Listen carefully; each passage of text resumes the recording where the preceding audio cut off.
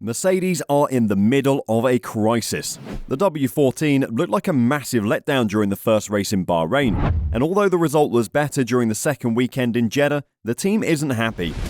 Every week, Mercedes keep reiterating that they're working on a new plan, a new concept. But what exactly is that concept? And what have they released about their plans? In today's video, we're uncovering all there is to know about Mercedes' new plans. The definition of Mercedes' car concept has been a topic of discussion in recent weeks, with Wolff emphasizing that it goes beyond the team's trademarked size 0 side pods, which it carried over from last year's W13 to its current chassis. The concept is bigger than just the side pod, an external view of the car, so any changes will automatically affect other parts of the car as well. Mike Elliott noted in a Mercedes video that the idea of a F1 car concept is a vague one. The simple answer is that it means different things to different people, he said. I think after Bahrain, we had to accept we weren't where we wanted to be, that we had to look at all the things that make up our car and work out what could we do differently. How could we get more performance? Because there is a significant gap for us to catch up to the front. So the engineers are busy looking at aerodynamics. They are looking at the shape of the car. Things like the side pod geometry, the floor geometry. Have we missed a trick?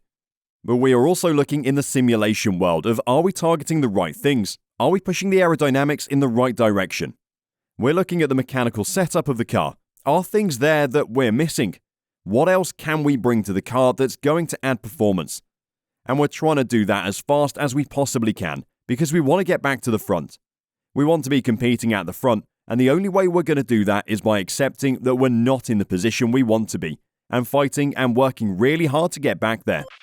Elliott emphasized that the W14's dismal performance in Bahrain was a reality check for the Brackley-based squad, but he also said that it has energized the team to seek answers.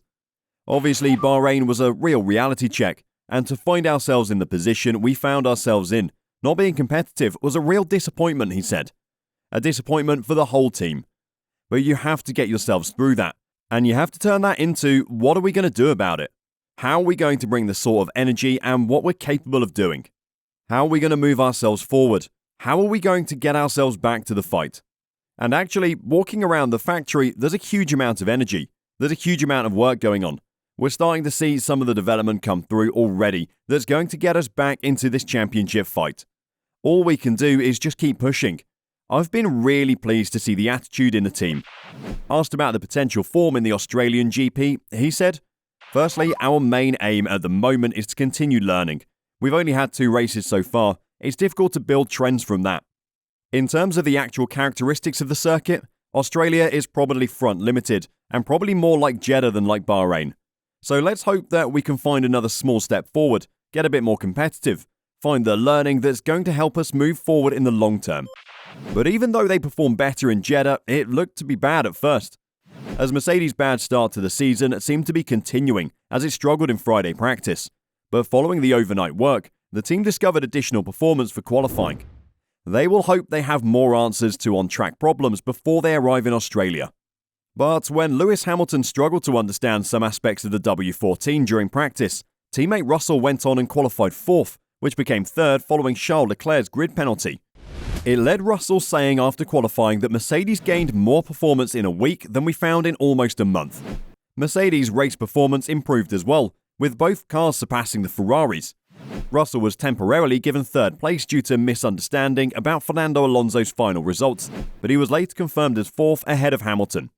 Although the squad is not getting carried away by its quick improvement from Bahrain to Jeddah, a more radical concept switch is still in the works. Russell is hopeful that the Brackley team has more to offer in the near future, especially now that they're figuring out more and more about the aerodynamics of the car. "We definitely made a step in the right direction," Russell said. "I think, above all, we just truly maximised the potential of the car. We had a really strong qualifying, which was really enjoyable. I was really pleased to come home in P4 on the road, because I felt like that was the maximum that was possible, and I was having fun up there. The car was feeling good, and we know we've got some more performance in the locker in some races to come." Russell said earlier this weekend that the Emilia-Romagna Grand Prix in May is the most probable target for Mercedes' next substantial advances. "Maybe Imola time," he said. "Perhaps you can bring it a bit earlier, but I guess you're always a bit wary to bring things to a street track." We just need to weigh up the options. With the mistakes we've made, we're not going to rush to bring things forward unless we're absolutely 120% sure it's the right one. And clearly, the longer you wait, the higher influence you might have because of the development slope, so we need to balance up the advantages and negatives. This year, we want to win races. That's where we want to be. Of course, we'd love to be fighting for the championship, but Red Bull is just doing an excellent job. The gap they've got to the rest of the field is bigger than we've seen in F1 for 6, 7 or 8 years, so it's pretty impressive. So Mercedes' new big plan will probably come to fruition at Imola, but will this be enough to challenge the Red Bulls or even Aston Martins? And will there still be enough time to turn the championship around? And what about Hamilton? Russell seems to enjoy the car more each weekend, but as said before, Hamilton looks lost at times in the current form of the W14. The 7-time world champion has had a rough start to the season, with Mercedes unable to provide the expected step forward in order to challenge Red Bull this year. Yet, his predicament has been complicated by the fact that he does not seem to be as at ease with the W14 as teammate George Russell. Even though Hamilton believes that the team should add more downforce to its car, particularly to make the rear more stable, he also believes that there's something else inherent in the design that he does not like. Hamilton claimed after finishing 5th in the Saudi Arabian Grand Prix, one position behind Russell, that his scenario was unlike anything he'd ever encountered. We're a long way down on downforce, Hamilton explained, so we've got to pick up the rear-end downforce particularly. The more rear we gain, the more stable the rear becomes and the more confident I'll be to attack. But I think in general, just this car, even if we do change that, there's a specific thing with something on the car that I've never had before. It's a position I've not had in previous years' cars. For me, it's the thing that's making me uncomfortable. I've just got to work hard to make sure it's changed. Hamilton will be hoping that the new Plan B car will be radically different, and with the concept change, the current issues of his disliking will disappear. It seems that the team has listened to Hamilton this time and are working on a solution. Mercedes team boss said that the team was aware of Hamilton's problem, but claimed there was no quick cure. We have a fundamental issue he's not happy with, and that is linked to the way he feels the rear end of the car, explained Wolff when asked about the situation. That's not something that can be remedied immediately.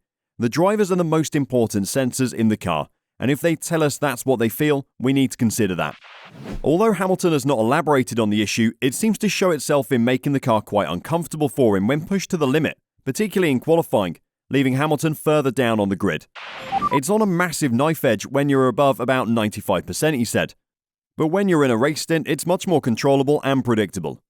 I still don't have the confidence in the race, but I'm doing the best I can with it.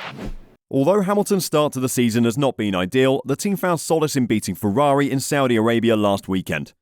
Hamilton confessed he was startled by the change of events, but he believes the smooth track surface in Jeddah helped. It's definitely strange to see the Ferrari behind us, and it's positive for us, he said.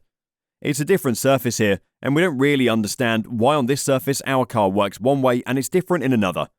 But there's lots of positive to take from this weekend. It'll be up and down throughout the first 3 races. Hopefully we can get some upgrades ASAP and try to close that gap to the Astons. Will this be the case in the upcoming races? Will we see Hamilton and Russell challenging Alonso and Stroll for the last spot on the podium? Or could they push even further and try to attack the Red Bulls? What do you think? Will their plan work? Is their Plan B car the solution to all their problems? Let us know your thoughts in the comments down below. Thanks for watching, and we'll see you in the next video.